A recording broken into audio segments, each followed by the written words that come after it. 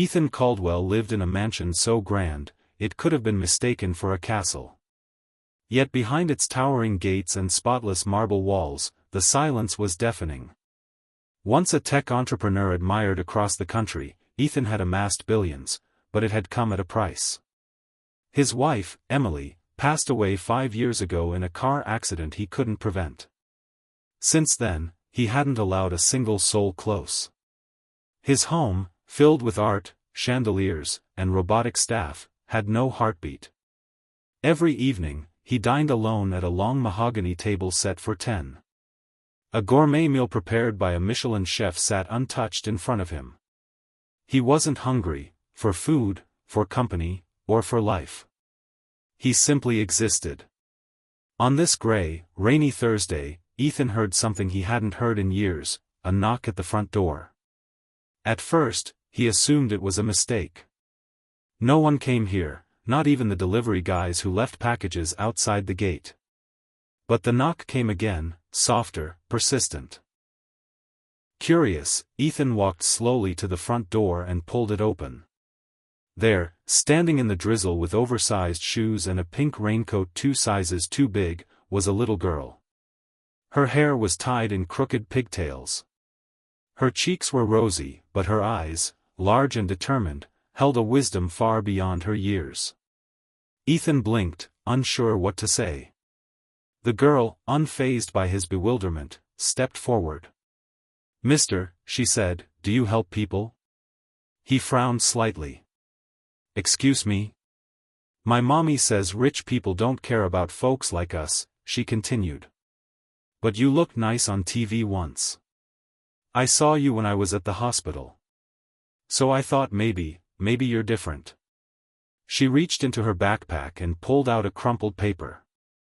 On it was a colorful drawing, a woman lying in bed with a smile, a little girl holding her hand.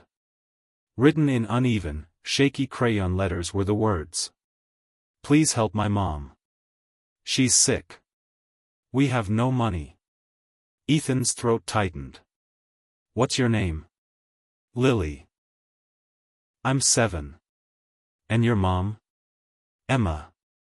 She's real tired all the time. The doctors say it's bad, but she smiles at me and tells me everything will be okay. But I know she's pretending." Lily looked up again. "She needs help. And I didn't know who else to ask." Ethan started to respond, but she interrupted gently. "You look sad too, mister. Maybe helping us will make you feel better." The words hit him like a wave. For the first time in years, Ethan felt something. An hour later, Ethan found himself in his black SUV, following Lily's instructions to the other side of the city.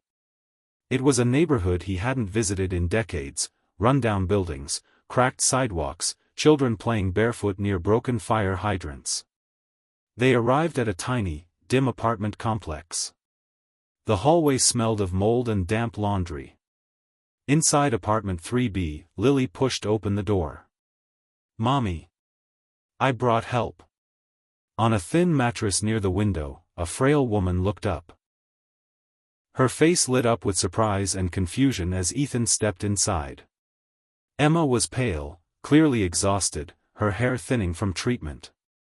But she still smiled warmly at him. "I'm sorry," she said, trying to sit up. "Lily tends to dream big." Ethan knelt beside her. "Your daughter, she's extraordinary."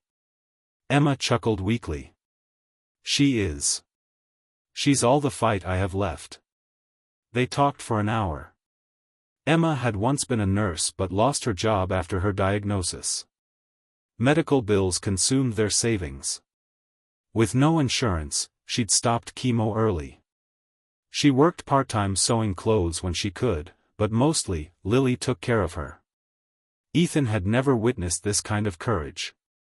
Despite their pain, there was warmth in the apartment, drawings on the fridge, Lily's voice humming lullabies, the soft touch of love in every corner. That night, Ethan drove home with a mind racing for the first time in years. Ethan didn't sleep. At dawn, he called his private physician. Within 24 hours, Emma was in a private hospital receiving full treatment. He hired a live-in caregiver for her recovery and set up a trust to cover her expenses indefinitely. Lily and Emma moved into his guest house.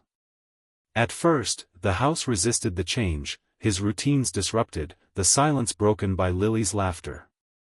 She explored every corner, renamed the statues in the garden, and filled his office wall with her drawings. But soon, Ethan realized something magical was happening. He started waking up excited to see her. She asked questions no one ever dared to, like why he didn't smile in old photographs or why he didn't have kids. "You would have been a good daddy," she once told him, resting her head on his shoulder. It broke him, and healed him, at the same time.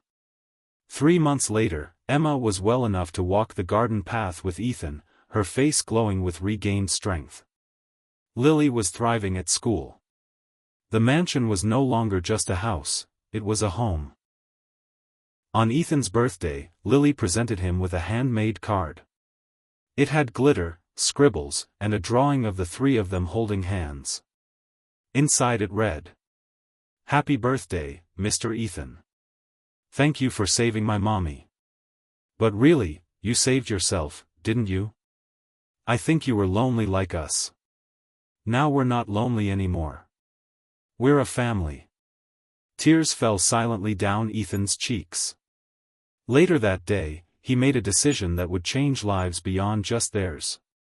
He established the Lily and Emma Foundation, dedicated to supporting single mothers with medical crises.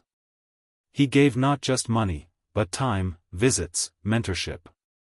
He told their story at events, inspiring others to look beyond wealth and see the people quietly fighting battles in the shadows. And every evening, Ethan no longer sat alone. A little girl with sparkly shoes and a big heart sat beside him, chattering about school. Across the table, a brave mother smiled, her eyes filled with gratitude and life. In a world often driven by wealth, status, and silent suffering, this story reminds us that true richness lies in human connection. Ethan Caldwell had everything money could buy, but nothing that truly mattered. Isolated by grief, he built walls around his heart, believing he was beyond saving. But sometimes, it only takes one small voice to pierce the silence. Lily's innocent courage, her simple plea to help her mother, became the key that unlocked Ethan's buried humanity. Through her, he rediscovered compassion, purpose, and the kind of love that money can't buy.